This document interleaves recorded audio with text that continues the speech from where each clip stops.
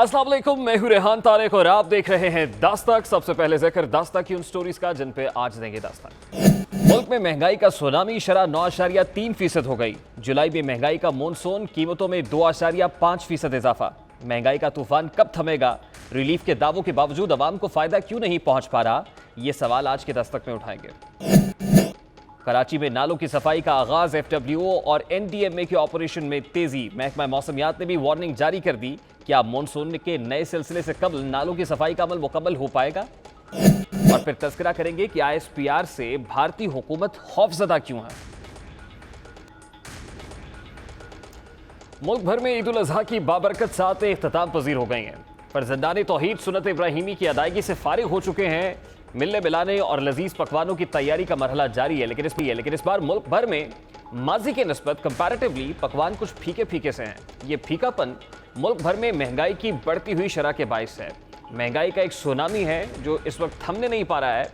आज इदारे शुमारियात ने, फेडरल ब्यूरो ऑफ स्टैटिस्टिक्स ने मुल्क भर में महंगाई के हवाले से अपनी रिपोर्ट जारी कर दी है। ये माहाना रिपोर्ट है। रिपोर्ट के मुताबिक जून के निस्बत जुलाई में महंगाई की शरह में होशरुबा इजाफा देखा गया है। 2.5% इजाफा हुआ है, जबकि इस वक्त मुल्क में महंगाई की शरह 9.3% हो। रवा साल जून के मुकाबले में माली साल के पहले महीने के दौरान शहरी इलाकों में टमाटर 179%। अब ये आम अशिया खुरोनोश है जिसका ताल्लुक एक कॉमनर के साथ है। इसी तरह ईंधन 27% महंगा हुआ है। सब्जियां 23.84% महंगी हुई हैं। अंडे 10.82%, प्याज 16.61%, मसाले 7.57%, गंदम 7.42%, आलू 4.58%, गोश्त 3.9% महंगा हुआ है। चीनी 3.82% महंगी हुई है। इसी तरह अगर बेसन की बात की जाए 3.07% का इजाफा देखा गया है। सिगरेट्स की कीमत में इजाफा हुआ है। चिकन की कीमत में इजाफा हुआ है। डेयरी प्रोडक्ट्स जो हैं उनकी कीमतें 1.74% बढ़ी हैं। दूध 1.37% और अद्वियात 1.04% महंगी हुई हैं। देही इलाकों में टमाटर की कीमत में 241.4% का इजाफा देखा गया है। गाड़ियों के ईंधन में 29.61%, प्याज की कीमत में 25.57%। इसी तरह अगर दीगर सब्जियों की कीमतों की बात की जाए तो 21.63% मजबूरी तौर पर इजाफा देखा जा रहा है।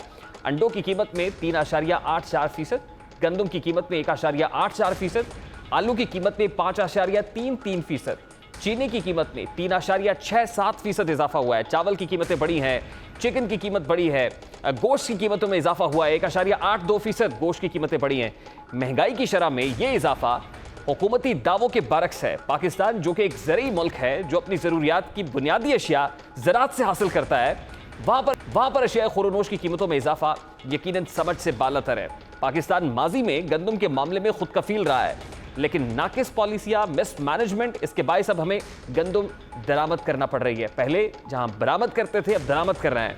आज वफाकी वजीर बराए ग़िज़ाई तहफ़्फ़ुज़ फ़खर इमाम ने मामला सिंध हुकूमत पर डाल दिया है। यानी जिस तरह दीगर मामलात पर हमेशा सियासत की वफाक और सिंध के माबैन एक टसल दिखाई देती है, आज गंदम के हवाले से भी वफाक ने तमाम तर मलबा सिंध हुकूमत पर डाल दिया है। फ़खर इमाम क्या कह रहे थे उसकी एक झलक आपको दिखाते हैं। हुकूमत सिंध उन्होंने क्या किया, और ये एक्चुअली वाइटल इशू है। आज मैं समझता हूँ पिछले साल उन्होंने 1 टन भी प्रोक्योर नहीं की थी। वहां तो कीमत 2000 रुपए तक चली गई है, तो उनको चाहिए था कि स्टेबल करे। चंद अफराद ने उसको, हमारा असेसमेंट है कि शायद उसने कॉर्नर किया, जिसको हम कार्टलाइजेशन कहते हैं। और देखना यह है, अब ये सूबों के ऊपर है कि वो कार्टलाइजेशन को पिन पॉइंट करें, क्योंकि ये उनकी जिम्मेदारी बनती है। 2 खत हमने लिखे हैं, हमारी मिनिस्ट्री ने हुकूमत सिंध को हाईएस्ट लेवल पे। कैबिनेट ने, ईसीसी ने कई मरतबा उनको ये कहा है कि आप फौरी तौर पर गंदम जो है उसको रिलीज करें। आटे की कीमत है, गंदम की कीमत है, वो आम आदमी को हम सही कीमत पे मुहैया कर सकें, वो नहीं हो रहा। और उसके जिम्मेदारी मैं ये समझता हूँ कि सिंध गवर्नमेंट पे आयद होती है। सिंध की बात करें इन पर्टिकुलर, तो हमने माजी में ये देखा कि वो पहली दफ़ा तो हुकूमत में नहीं आया। जिस तरह की सिंध हुकूमत ने वहाँ के अवाम की मफादात का ख्याल नहीं रखा, क्योंकि वो तो हमें गाहे पता चलता रहता है। सिंध की हुकूमत है, उसने भी बाज़ औक़ात क्या अक्सर औक़ात जो है तो सियासत खेली है, चाहे वो कोरोना हो या चाहे वो ये गंदम का सिलसिला हो। हम तो समझते हैं कि ये 4 मुल्क नहीं है, ये 4 सूबे हैं, 4 भाई हैं। इनको एक ख़ास तरीके से एक दूसरे के साथ कोऑपरेट करना होगा। बदकिस्मती से सिंध हुकूमत नहीं कर रही और उन्होंने सिर्फ अपने आप को एक आइसोलेट रखा हुआ है। ठीक है, वो अपनी चालें चलें जो कि वो ज़कीरा अंदोज हैं। वफाकी हुकूमत को इस बात का इदराक है कि गंदम की कीमतों में इजाफा हो रहा है, जो प्राइमरी प्रोडक्ट है वो बढ़ रही है, लेकिन इसका मलबा वो अपने कांधों पर नहीं ले रहे हैं, एक्नॉलेज नहीं कर रहे हैं, बल्कि सारे का सारा मलबा सिंध हुकूमत पर डाल रहे हैं। सूबों के इंतजामी मामलात में नकाइस को करार दिया जा रहा है, इसकी तमाम तर वजह, लेकिन शायद वो भूल रहे हैं कि इस वक्त 2 सूबों पर मुकम्मल इख्तियार तहरीक इंसाफ का है, जबकि बलूचिस्तान में भी पीटीआई की कोलिशन गवर्नमेंट है, लेकिन सिर्फ एक सूबे को मुर्दे इल्जाम ठहराना, क्या ये दुरुस्त इकदाम है? क्या पाकिस्तान तहरीक इंसाफ की जानिब से राइज रखी जाती है, क्या ये दुरुस्त है? इस वक्त अवाम महंगाई के बारे में क्या सोचते हैं, कॉमनर क्या सोच रहा है, एक आम आदमी क्या सोच रहा है, उसकी एक झलक आपको दिखाते हैं। पहले कपड़ों में ईद गुजारी है, इतनी महंगाई हो गई, जिस दुकान पे जा रहे हैं ना वो रेट आसमानों पे हैं। गवर्नमेंट से यही अपील है कि वो अपने ये महंगाई को कम करे ताकि गरीब लोगों को थोड़ा सा रिलीफ मिले और वो थोड़ा सा खुशहाल ज़िंदगी गुजार सके। जैसा कि आप जानते हैं कि महंगाई में सबसे ज़्यादा इजाफा हुआ है। खान साहब ने जो वादे किया कोई वादा पूरा नहीं हुआ अभी तक। पेट्रोल सस्ता किया था फिर महंगा कर दिया, गरीब अवाम कहाँ पे जाए? आटा, घी, चीनी, जिस चीज़ को भी आप देख लेंगे ना वो आसमान से बातें कर रही है, गरीब की पहुंच से बाहर हो गई है। वो महंगाई तो बहुत है, हद से ज़्यादा महंगाई है, हर चीज़ पे रेट बढ़ रहा है। इमरान खान की हुकूमत ने तो आवाम का सकना चूर कर दिया। हम तो यही चाहेंगे कि नेक्स्ट हुकूमत को उसकी रिप्ली दी जाए और आने वाली हुकूमत पाकिस्तान के निज़ाम को दुरुस्त करे। बहुत फ़र्क आया हुआ है, पेट्रोल डीजल को देख लो, और 5 साल बाद अभी हर बंदा परेशान है, कशमकश में। ये तो गवर्नमेंट फ्लॉप है और अभी इनकी कोई मैनेजमेंट नहीं है। पिछला दौर देख लें, उसके अंदर तमाम चीज़ें एक कंट्रोल था, एक किसी हद तक जो है ना वो एक चीज़ बढ़ती थी कुछ %, लेकिन अब आप अंदाज़ा लगा लें कि आए दिन इजाफा हो रहा है, आए दिन इजाफा हो रहा है। गवर्नमेंट की नाअहली की वजह से और नाकिस पॉलिसीज़ की वजह से जो चीनी हमें 55 रुपये किलो मिलती थी, वो जैसे ही इन्होंने उसके ऊपर इंक्वायरी शुरू की तो 75 रुपये किलो हुई। जब इन्होंने उस पर कमीशन बिठाया तो 85 रुपये किलो हुई, और अब देखें कि अब 95 से 100 रुपये किलो मार्केट में बिक रही है। पेट्रोल के रेट देख लें, चीनी के रेट देख लें, जो भी रोज़मर्रा की ज़रूरियात की एशिया हैं वो डे बाई डे बढ़ती जा रही हैं। हुकूमत वक्त का इसको फौरी तौर पर एक्शन लेना चाहिए। 22 करोड़ अवाम जिसका कोई सरोकार नहीं है, कोई इस तरह से मैनेजमेंट नहीं हो रही, बहुत ज़्यादा हमारे मुल्क का लॉस हो रहा है। महंगाई इस हद तक बढ़ गई है, हालांकि मैं पीटीआई का सरगर्म कारकुन था, मैं पीटीआई का अब भी मेंबर हूँ, लेकिन अगर पीटीआई को गलत काम करेगी तो मैं उसको पॉइंट आउट ज़रूर करूँगा। मुझे किसी चीज़ का कोई डर खौफ नहीं है। इमरान खान की क़यादत पे हमें बड़ा एतमाद था, अब भी है, लेकिन उसके साथ जो टीम है ना वो इस मुल्क के साथ अच्छा नहीं कर रही। अब अवाम की कुव्वत खरीद जवाब दे रही है, मुलाजमतें ख़त्म हो रही हैं, रोजगार के मौके मैसर नहीं हैं, कारोबार खसारे का शिकार है, लेकिन वफाकी हुकूमत की नज़र में सब अच्छा है। गंदम की पैदावार में दुनिया का 8वां बड़ा मुल्क गंदम दरामद करने पर मजबूर है, लेकिन फिर भी सब अच्छा है। सब्जी और फ्रूट्स आम आदमी की पहुंच से दूर हैं, चावल, चीनी और घी खरीदने की भी सकत नहीं रही है, लेकिन सब अच्छा है। इदारे शुमारियात किसी सियासी जमात आम आदमी का इदारा नहीं है, बल्कि खुद वफाकी इदारा है, वफाकी हुकूमत के ज़ेरे असर है। इसकी आदाद शुमार बार बार खतरे की घंटी बजा रहे हैं, लेकिन हुकूमत की नज़र में तो सब अच्छा है। ये सब अच्छा है का राग आखिर कब तक चलेगा? हुकूमत अवाम को रिलीफ देने में नाकाम क्यों है? ज़ख़ीरा अंदोज़ी और महंगाई के जिम्मेदारों का तयन क्यों नहीं हो पा रहा? क्या ये हो पाएगा या यूं ही चलता रहेगा? यकीनन वफाकी हुकूमत से जानने की बात है, वफाकी नुमाइंदे से बात करने की कोशिश करेंगे, लेकिन उससे पहले वफाकी हुकूमत जब तमाम तर खराबियों की जिम्मेदारी सिंध हुकूमत पर डाल रही है, गंदम महंगी होने की रिस्पॉन्सिबिलिटी सिंध हुकूमत पर आयद की जा रही है, क्या ये इकदाम दुरुस्त है? इसी मामले पर बात करने के लिए इस वक्त सिंध से सूबाई वजीर इस्माइल राहू हमारे साथ मौजूद है। बहुत बहुत शुक्रिया इस्माइल राहू साहब आपके वक्त के लिए। आज फखर इमाम साहब और शिबली फराज साहब ने प्रेस कॉन्फ्रेंस की और उनका कहना है कि गंदम की कीमत जो बढ़ रही है उसकी बुनियादी वजह सिंध हुकूमत है, क्योंकि सिंध हुकूमत गंदम रिलीज नहीं कर रही है और गंदम को उन्होंने अपने गोदामों में स्टोर कर रखा है। क्या ये बात दुरुस्त है? देखिए, अगर सिंध में इशू पैदा होता तो पहले कीमतें सिंध में बढ़ती। इस वक्त सबसे शुरुआत जो हुई है कीमतें बढ़ने की और गंदम की शार्टेज की, वो पंजाब में हुई है, केपीके में हुई है, सिंध में नहीं है। सिंध पे उसका असर जरूर हुआ है, क्योंकि जाहिर है कीमतों का सिंध का और पंजाब का इतना फर्क हो गया कि सिंध के फ्लोर मिल्स वालों ने भी गंदम बगैर पिसाई किए हुए पंजाब में रेट ज्यादा हो गया, इस वजह से वहाँ बेचना शुरू कर दी। तो असल बहरान तो केपीके और पंजाब का है। पंजाब की गंदम कहाँ गई जहाँ इतनी लेकिन राव साहब, as far as last year is concern, तो मुझे याद पड़ता है कि सिंध हुकूमत ने गंदम की तरसील की थी, पंजाब को भी सिंध हुकूमत की तरफ से कुछ गंदम मिली थी। इस बार क्या वजह है, ब्रेक कहाँ लग गई है? देखिए, वो तो लास्ट ईयर का इशू ये था, लास्ट ईयर भी बहरान पैदा पंजाब में और केपीके में हुआ था। सिंध में हमने प्रोक्योर नहीं की थी, इसलिए कि हमने जो प्रीवियस हमारा जो स्टॉक था वो हमने कैरी ओवर किया था, और प्राइवेट सेक्टर में हमारे पास लास्ट ईयर आपका कैरी फॉरवर्ड कितना था? लास्ट ईयर का कैरी फॉरवर्ड कितना था आपके पास? हमारा 8 लाख से ज्यादा था, और इस वक्त हमारे पास 12.5 लाख टन हमने प्रोक्योर किए जो हमारे पास गोडाउन्स में मौजूद है। यूजुअली हम सितंबर में रिलीज करते हैं, लास्ट ईयर हमने अक्टूबर में, बल्कि उससे पहले 2018 में तो हमने नवंबर में जाके रिलीज की थी। और ये बहरान पंजाब में पैदा हुआ, इसीलिए पंजाब हुकूमत को पहले गंदम जुलाई में, आप तस्वर कर लें कि जुलाई अभी 2 महीने हुए हैं, 2 माह पहले गंदम की फसल हार्वेस्ट हुई है, खत्म हुई है और गंदम गुम हो गई। पंजाब में 19.4 मिलियन मेट्रिक टन गंदम पैदा हुई है, वो गई कहाँ होर्डिंग की हुई है, कहाँ कौन स्मगल कर रहा है, कौन बेच रहा है। अच्छा, उसकी तौजीह वो बयान करते हैं कि पंजाब हुकूमत क्योंकि गंदम तरसील कर रही है ना, वो बलूचिस्तान जा रही है, केपी हुकूमत को भी मौसूल हो रही है, पहले ब्रेक लगी हुई थी लेकिन अब पंजाब से तरसील हो रही है, फ्लो कर रही है। आप ये कह रहे हैं, मेरा सवाल सुन ले राव साहब, आप ये कह रहे हैं कि सिंध हुकूमत ने क्योंकि लास्ट ईयर जो है वो प्रोक्योरमेंट नहीं की थी, उनके पास गोदामों में गंदम वाफर मिकदार में मौजूद थी, इस बार प्रोक्योर की है तो आपकी मार्केट ड्राई हो गई है, इसलिए तरसील नहीं हो रही, यही कहना चाह रहे हैं आप? नहीं, हम अब जाहिर है हम सितंबर में बेचते हैं, रिलीज करते हैं। हमने यूजुअली हमने पिछले भी मीटिंग की थी, अभी इंशाल्लाह हम इस पे कर रहे हैं कि हम जल्द जो है सिंध गवर्नमेंट रिलीज शुरू कर देगी। लेकिन बहरान की वजह बुनियादी तौर पर पंजाब में है, उन्होंने वहाँ होल्डिंग हुई है, पंजाब में माफियाज जो हुकूमत को चला रही हैं वही माफियाज बेच रही हैं, केपीके और बलूचिस्तान से अफगानिस्तान गंदम जा रही है, जो हुकूमत का कोई कंट्रोल नहीं है, गंदम वहां जा रही है, पैसे बना रहे हैं जो एटीएम्स हैं इस हुकूमत के, वफाकी हुकूमत के एटीएम्स में मौजूद हैं, जो पिछले साल उन्होंने गंदम से और खरबें रुपया बनाए। ये जो आपका शिकवा है वफाक का नुमाइंदा होगा, ये उनसे जरूर पूछेंगे, लेकिन सिंध हुकूमत अभी कह रहे हैं at this point in time जो गंदम स्टोर रखी है और उसकी तरसील नहीं हो रही, उसकी बुनियादी वजह क्या है? आप कह रहे हैं कि कुछ अरसे के अंदर तरसील शुरू हो जाएगी, अभी ना करने की वजह क्या है? बताऊं, हम यूजुअली सितंबर से कभी पहले सिंध हुकूमत ने गवर्नमेंट गोडाउन से रिलीज नहीं की। हम हमेशा, ये बल्कि पिछले साल हमने अक्टूबर में की थी, उससे पहले हमने 2018 में तो हमने जो की थी वो नवंबर में की थी। ये तो बहरान वहां पैदा हुआ, गंदम की शार्टेज हुई, इस वजह से सिंध पे भी प्रेशर आया है। गंदम की इस वक्त भी कीमत पंजाब की ज्यादा है सिंध से इस वक्त भी। ठीक है, आप ये कह रहे हैं कि रवा मानी अगले माह में आप ये रिलीज शुरू कर देंगे, लेकिन पंजाब के अंदर आप ये कह रहे हैं पहले भी कर सकते हैं, हम पहले भी कर सकते हैं, लेकिन बहरान की वजह जो है हम रिलीज कब करते हैं ये अलग बात है।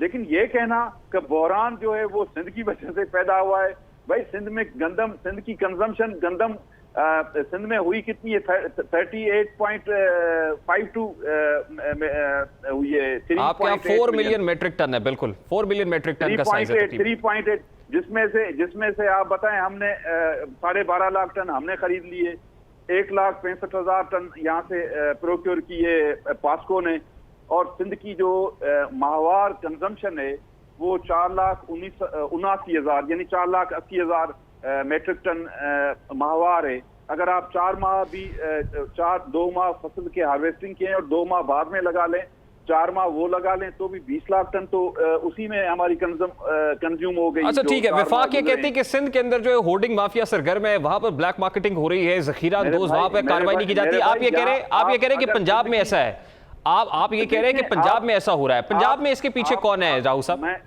मैं आपको बताऊं, आप एदाद शुमार लगा लें कि गंदम पंजाब सिंध में कितनी पैदा हुई, कितनी 4 माह में कंज्यूम हो सकती है, और कितनी गवर्नमेंट ने परचेज की, कितनी यहाँ से पास्को ने खरीदी, कितनी प्राइवेट मार्केट में होनी चाहिए। सिंध में इस वक्त प्राइवेट मार्केट में अगर हम बिल्कुल ही कह लें कि पंजाब में गई है, यहाँ से सिंध से गई है, लेकिन ना भी जाए तो 3-4 लाख टन से ज्यादा नहीं हो सकती सिंध के अंदर प्राइवेट मार्केट में। आप बिल्कुल ठीक कह रहे हैं, आपका जो मार्केट शेयर है वो भी को 15% से ज्यादा नहीं है। मैं आपकी बात से एग्री कर रहा हूं, बिल्कुल ठीक है, लेकिन जहां तक पंजाब की बात है, देखिए ये एक बड़ी ब्रॉडर टर्म है, किसी को कह देना कि उनके एटीएम वहां पर काम कर रहे हैं। अब आपके पास क्या इसका जो है कैसे तस्दीक करेंगे, किसको एटीएम कह रहे हैं आप? यहाँ पर कौन होर्डिंग कर रहा है? आप देखें पंजाब के अंदर 1,94,00,000 टन हुई है। 19.4 मिलियन मेट्रिक टन गंदम पैदा हुई है। ये पंजाब और वफाकी हुकूमत के एदाद व शुमार हैं, ये सिंध हुकूमत के नहीं है, ठीक है। जिसमें से 4 मिलियन यानी 40 लाख टन पंजाब गवर्नमेंट ने खरीदी है, 1 लाख टन से थोड़ा कम पास्को ने खरीदी है, यानी आप 5 मिलियन टन लगा लें। पंजाब की कंजप्शन है 11,22,000 टन माहवार। 4 माह आप वो लगा लें तो वो भी 4.5। चले राव साहब, ये आदादो शुमार बिल्कुल ठीक है, अब आदादो शुमार में ना उलझाए ना। मेरे सवाल का जवाब दे, बड़ा सादा सा सवाल है मेरा, बड़ा सादा सा सवाल है ना आपसे। मैं तो ये पूछ रहा हूँ कि एटीएम कौन है पंजाब के अंदर? जिन्होंने चीनी चुराई, जो चीनी चोर हैं, जो आटा चोर हैं, जो गंदम चोर हैं, जो अद्वियात चोर हैं, जिन्होंने पेट्रोल छुपा लिया, वही है। आपको पता है, ये आलम आश्कार है।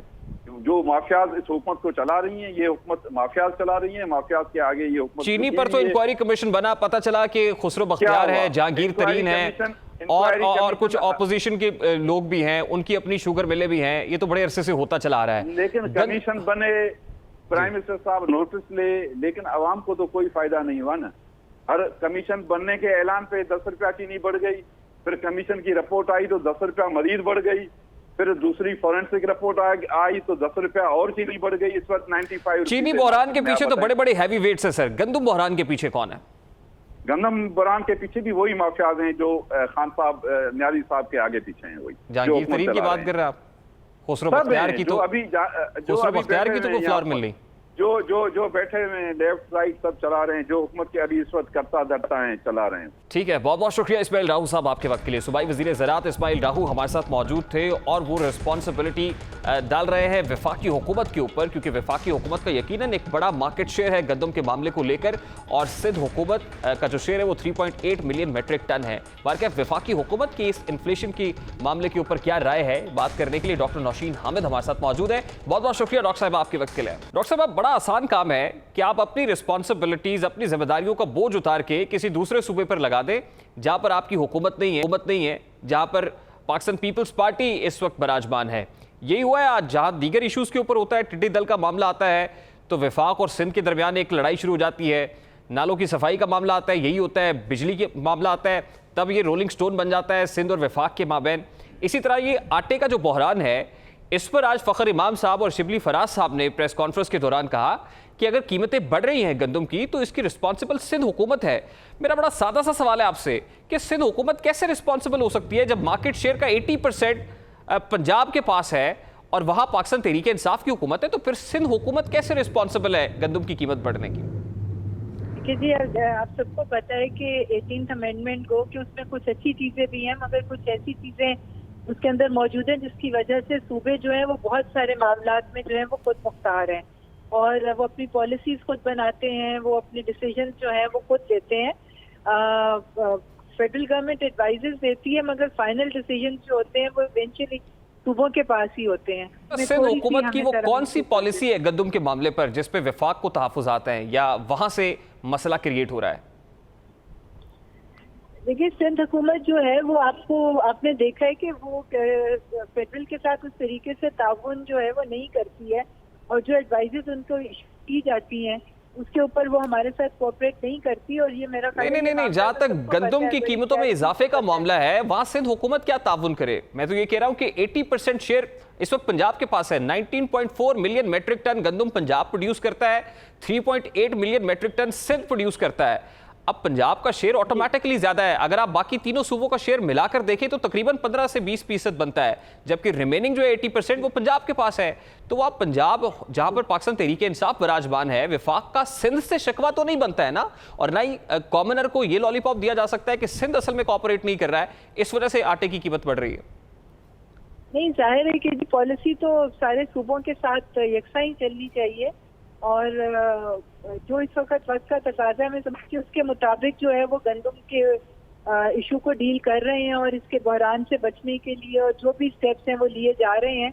तो होपफुली ये चीजें जो हैं वो जल्द ही काबू में आ जाएंगी। लेकिन डॉक्टर साहब, I don't agree with this. देखिए जहां तक ये मामला है, अगर सीरियसनेस दिखाई जाती तो last year 245 million metric ton गंदम प्रोड्यूस हुई, क्रॉप साइज ये था।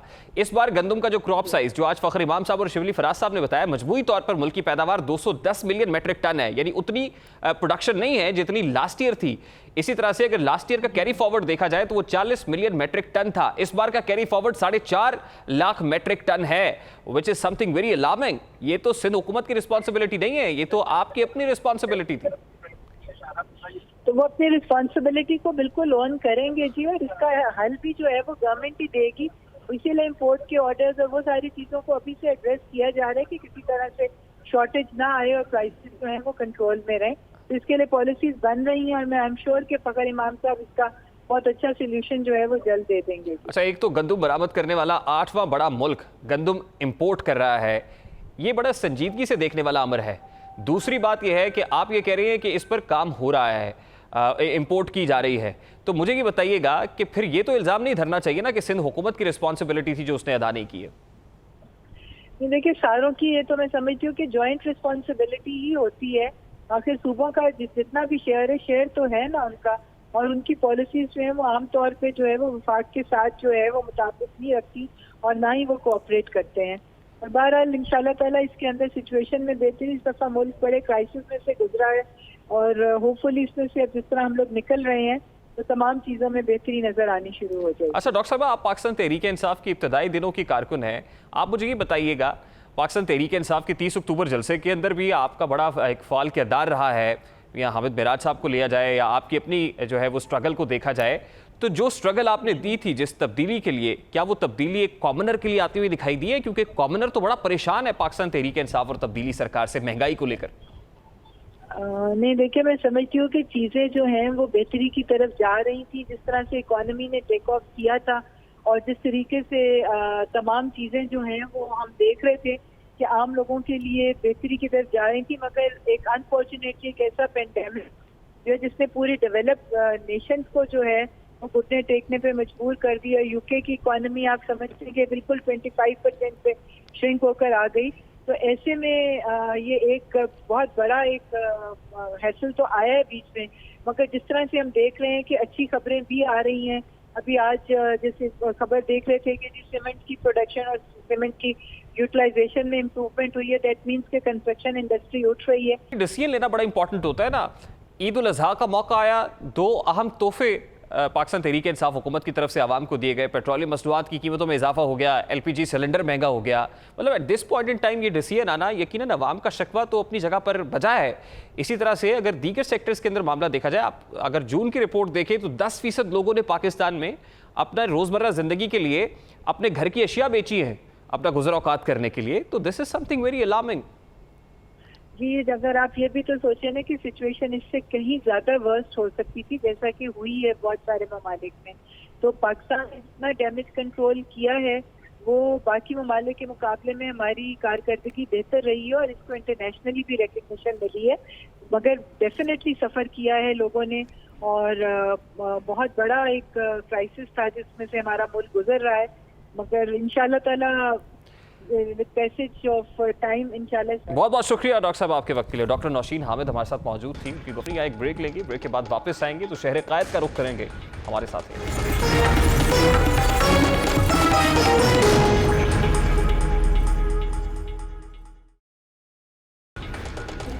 Welcome back. कराची में नालों की सफाई का काम पाक फौज और FWO ने संभाल लिया है। NDMA के ताउन से कराची में बड़े पैमाने पर नालों की सफाई का काम शुरू कर दिया गया है। पाक फौज और FWO की टीमें गुजर नाले का कचरा निकालने पहुंच गई हैं। FWO के 50 से ज्यादा डंपर्स और क्रेनें काम में मसरूफ हैं। आज दिन भर काम जारी रहा, जबकि नालों से निकाला गया कचरा फौरी तौर पर लैंडफिल साइट पर मुंतकिल करने का अमल भी साथ साथ जारी रखा गया।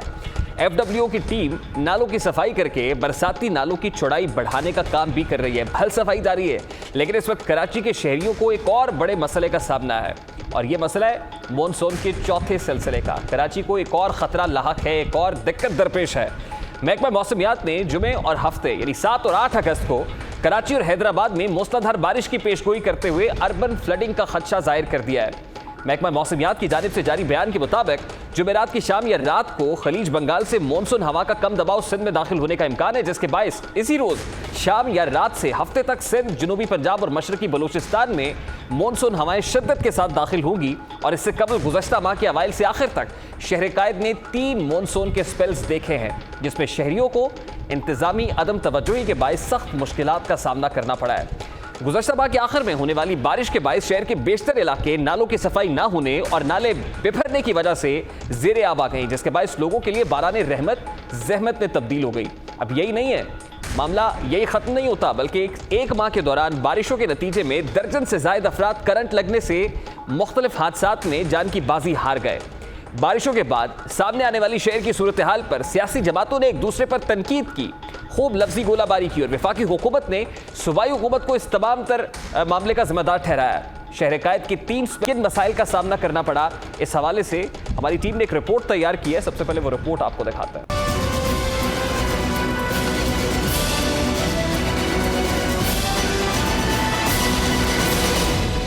शहर कायद, जहां सावन की बूंदें बरसते ही शहरी जान की अमान के लिए बेकरार नजर आते हैं, जहां पानी की बूंदें एक इम्तिहान होती हैं, जहां बरसात रहमत नहीं ज़हमत का पैगाम होती है। इसकी वजह बिजली के लटकते तार, कचरे से भरे नाले, सड़कों की नालियों का नाकिस सीवरेज निजाम है। इस बार भी शहर में मानसून का आगाज हुआ।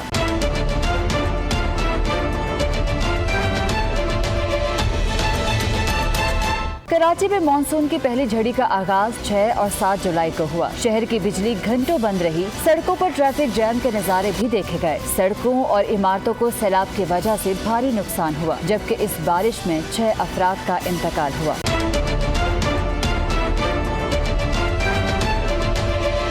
18 जुलाई को कराची में तेज बारिश का दूसरा सिलसिला देखने को मिला, जिसके नतीजे में एक पुलिस एहलकार समेत कम से कम 2 अफराद की मौत हुई और शहर में ट्रैफिक जैम, सड़कों पर सैलाब और बुनियादी इंफ्रास्ट्रक्चर की तबाही देखी गई थी।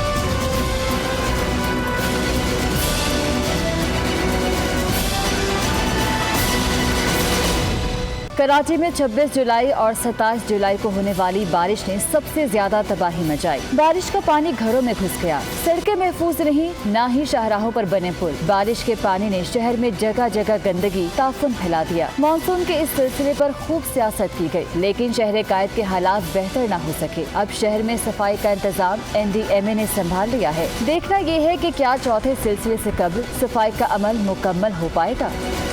इस तमाम तर सूरत हाल में NDMA और FWO की एंट्री यकीनन शहर कायद के बासियों के लिए हौसला अफजा अमर है। लेकिन सवाल तो ये है कि क्या हमेशा नालों की सफाई और कचरा उठाने के लिए NDMA और FWO को आवाज़ दी जाएगी? जो मुकामी हुकूमत है वो कहाँ है? बल्दियाती नुमाइंदे कहाँ हैं? KMCs कहाँ हैं जिनको फंड्स जारी किए जाते हैं? क्या हमेशा पाक फौज को आवाज़ दी जाएगी? वज़ीर आज़म पाकिस्तान को अगले साल फिर यूं ही पाक फौज को जिम्मेदारियाँ सौंपनी पड़ेगी? ये बड़ा अहम सवाल है। वो लोग जो फंड्स लेते हैं, गुज़श्ता 10 सालों में 500 करोड़ का फंड आखिर कहाँ लगा? अगर नाले साफ नहीं हुए, कचरा नहीं उठाया गया, हर साल यूं ही लोगों का सामना करना पड़ता है, तो इसकी वजूहात क्या है? इसी पर बात करने के लिए इस वक्त मुत्तहिदा कौमी मूवमेंट के रहनुमा रेहान हाशमी हमारे साथ मौजूद है। MQM पाकिस्तान से आपका ताल्लुक है। बहुत बहुत शुक्रिया रेहान हाशमी साहब आपके वक्त के लिए। मुमकिना अर्बन फ्लडिंग से बचने के लिए खतरे के दरपेश इस वक्त FWO काम कर रही है, NDMA नालों की सफाई पर मामूर है, बल्दियाती हुकूमत का है। मेरा बड़ा सादा सा सवाल है आपसे, बल्दियाती नुमाइंदे का है कराची के? कराची मुतकाजी है इंफ्रास्ट्रक्चर रिहैबिलिटेशन। सदफ का सुनहरी दौर था, उस सुनहरी दौर में भी बहुत सारे ऐसे चीजें हैं। आपको याद दिलाता चलूं 2005 और 2007 की बारिशों में पूरा कराची मफलूज हो गया था। अच्छा, ये बात नहीं है, बावजूद इसके के बल्दियाती इदारे थे, फंड्स था, कराची पैकेज था, तमाम चीजें थी, विल भी थी, मेहनत भी हो रही थी, मगर कराची को इंफ्रास्ट्रक्चर रिहैबिलिटेशन की जरूरत है, रीवैम्पिंग की जरूरत है, सेवरेज के निकासी के लिए अलग निजाम बनाने की जरूरत है, बरसाती नालों को बरसात के लिए मख्तस रखने की जरूरत है, वहां पर इंक्रोचमेंट करने की जरूरत है। गुज़श्ता 10 सालों के अंदर 500 करोड़ रुपया इस पर इन्वेस्ट किया गया, यानी तकरीबन 5 अरब रुपया। तो 5 अरब से सिस्टम क्यों डेवलप नहीं किया गया? ये तो हर साल ऐसा ही होता रहेगा, ये तो फायर फाइटिंग होती रहेगी। वक्ती तौर पर नाले साफ हो गए, कचरा उठाया गया, लेकिन हर साल ऐसी ही सूरत हाल दरपेश होगी। देखें, एक तो आपका जो स्टैटिस्टिक्स है उसको रिकन्फर्म कर लें, क्योंकि ये स्टैटिस्टिक्स सिंध गवर्नमेंट क्लेम करती है, तो बेहतर ये कि सिंध गवर्नमेंट इसका जवाब दे। जहां तक अगर मैं जिले बल्दियात की बात करूं, तो गुज़िश्ता 4 साल बल्दियाती दौर में सिर्फ एक बार वाटर कमीशन की हिदायत के ऊपर सिर्फ 1 करोड़ रुपए दिए गए, जबकि 7 स्पेल बारिशों के आए, 4 मानसून आए, तो सिर्फ एक बार दिया गया, वो भी वाटर कमीशन के उस पर। आपका जो स्टैटिस्टिक्स है वो मेरे ख्याल से सिंध गवर्नमेंट का क्लेम करता है। सिंध गवर्नमेंट बेहतर कंफर्म कर सकेगी, क्योंकि मेयर कराची कहते हुए नजर आए हैं कि मेयर कराची को भी नाला सफाई के हवाले से, बरसाती नालों की सफाई के हवाले से जो फंड मख्तस किए गए थे वो भी पूरे नहीं दिए गए। वो 50 करोड़ गालिबन गुज़िश्ता 4 साल के पूरे अरसे में दिए गए और वो भी एक बार दिए गए। लेकिन यहाँ पर रेहान हाशमी साहब, मामला फंड्स का है, करोड़ों अरबों रुपया झोंक देने का मसला है, या मामला विल का मसला है, मतलब एक नीयत का मसला है, खुलूस का मसला है? देखें, मैं तो समझता हूं कि नीयत का फुकदान है। उसकी वजह यह है कि पॉलिटिकल विक्टिमाइज किया जा रहा है। और लेट्स फेस दिस रियलिटी कि कराची की ड्राइविंग सीट पे वो बैठे हुए हैं जिनका कराची में स्टेक नहीं है, जो कराची से इलेक्ट होकर नहीं आए हैं। इसी वजह से हमने फेडरल गवर्नमेंट से रिक्वेस्ट की थी, प्राइम मिनिस्टर पाकिस्तान ने एनडीएमए को भेजा। अच्छा, इसको भी let's make it positive remarks पे अगर लेकर जाएं, दुनिया में किसी भी मुल्क में अगर डिजास्टर लाइक सिचुएशन इमर्ज होकर आती है तो फौज को तलब किया जाता है। जो साहिबान दो दोस्त नाराज हो रहे हैं इस बात पर, उनको नाराजगी की बात नहीं है भाई, फौज हमारी है, इदारे उसके हमारे हैं। अच्छा, मुझे फिर ये बताइए ना रेहान हाशमी साहब के नालों के इर्द गिर्द एनक्रोचमेंट कराई किसने है? और जब आप सस्टेनेबल की बात कर रहे हैं तो ये जो मामला इस वक्त फायर फाइटिंग हो रही है, वक्ती तौर पर हो रही है, ये तो सस्टेनेबल कतई तौर पर नहीं है। बिल्कुल दुरुस्त कह रहे हैं आप, ये सस्टेनेबिलिटी का अंसर नहीं है। उसकी वजह यह है कि सस्टेनेबल प्रोग्राम उसी वक्त होगा कि जब आप कल्प्रिट्स को आइडेंटिफाई करके उनके खिलाफ एक्शन लेंगे। आपका एक्शन लेना बहुत जरूरी है और ये अपॉर्चुनिटी है कराची के लिए कि एनडीएमए इंटरवीन कर रहा है। एनडीएमए ना सिर्फ नालों के ऊपर से इंक्रोचमेंट की सफाई का काम उसमें मावनत करे, बल्कि उन कल्प्रिट्स को भी आइडेंटिफाई करके उनके पॉलिटिकल पार्टी कौन सी है और वो इदारे कौन से हैं सर, जहां से कल्प्रिट्स का ताल्लुक है? खुलकर कहिए ना, बवागे दोहल बताइए कि हैं कौन। देखें, अगर मुझे पता होता तो आपका क्या ख्याल है कि मैं बिला खौफ इस बात का ऐलान करके बोलता? ये लॉ एनफोर्समेंट मेरे ख्याल है इसके बारे में इन्वेस्टिगेट करे। रेहान हाशमी साहब, आपका ताल्लुक एमक्यूएम से है और एमक्यूएम वो जमात है जो खुद को कराची वाले कहते हैं, और अगर कराची वालों को कराची के मसाइल का नहीं पता है और ये नहीं पता कि रातों रात कौन इंक्रोचमेंट करा गया है, तो फिर किसको पता होगा? देखें, मैंने तो मसाइल तो बता दिए। मैं यहाँ पर बैठकर कोई लेम एक्सक्यूज नहीं दूंगा कि फलाना है, फलाने के बारे में सबूत नहीं है। ये लॉ एनफोर्समेंट इन्वेस्टिगेट करे, ये मेरा काम इन्वेस्टिगेशन का थोड़ी है। मेरा काम है पिन पॉइंट करना, आइडेंटिफाई करना। अवामी नुमाइंदा हूं, पिन पॉइंट करूंगा कि कोई भी हो उसके खिलाफ एक्शन लिया जाए। और अगर कुछ लोग ये कहते हैं कि एमक्यूएम जिम्मेदार है इंक्रोचमेंट की, केएमसी रिस्पॉन्सिबल है, जिस इदारे के अफसरान मुलव्विस हैं, तो क्या ये बात दुरुस्त है? मैंने क्या बोला है आपसे? चाहे वो किसी भी लबादे में हो, किसी भी पॉलिटिकल शेल्टर में हो, किसी भी डिपार्टमेंट के जेर इंतजाम हो, चंद अनासिर हैं, उनके खिलाफ एक्शन होना चाहिए। इसमें ये कौन सी डिस्क्रिमिनेशन है कि फलाना पार्टी, ओ भाई किसी भी पार्टी का हो, एक्शन लें आप, रोक कौन रहा है? होना चाहिए एक्शन। अगर आप कराची में अमनो अमान, कराची की सस्टेनेबल डेवलपमेंट चाहते हैं तो आपको एक्शन वजीर आजम पाकिस्तान से आपने दरखास्त दी कि आप इंटरवीन करें, आप एनडीएमए को मोबिलाइज करें, एफडब्ल्यू को भेजें, तो क्या वजीर आजम पाकिस्तान से एमक्यूएम जो तहरीक इंसाफ की इत्तेहादी जमात है ये दरखास्त करती है कि आप इनिशिएट करें कार्रवाई, आप आइडेंटिफाई करें, एक्शन लें? मेरा ख्याल है कि एनडीएमए जब इतनी बड़ी इनिशिएटिव ले रहा है तो बहुत सारी चीजें होंगी, बहुत मुतहर्रिक भी हो जाएगा चीजें, क्योंकि लॉन्ग लास्टिंग चाहिए। इदारे की क्रेडिबिलिटी की भी बात है, उसकी सस्टेनेबिलिटी की बात है। इन तमाम एक्सरसाइजेस की, इन तमाम इनिशिएटिव की, इन तमाम पैसे जो लगाए जाएंगे उसकी क्रेडिबिलिटी की बात है, उसको सस्टेनेबल बनाना है। ठीक है, बहुत बहुत शुक्रिया रेहान हाशमी साहब आपके वक्त के लिए। एमक्यूएम पाकिस्तान के रहनुमा रेहान हाशमी हमारे साथ मौजूद थे। गुफ्तगू आपने सुनी। यहाँ एक ब्रेक लेंगे, जिसके बाद बात करेंगे कि भारतीय फौज ISPR से मरूब क्यों है। ये सवाल इस ब्रेक के बाद उठाएंगे। हमारे साथ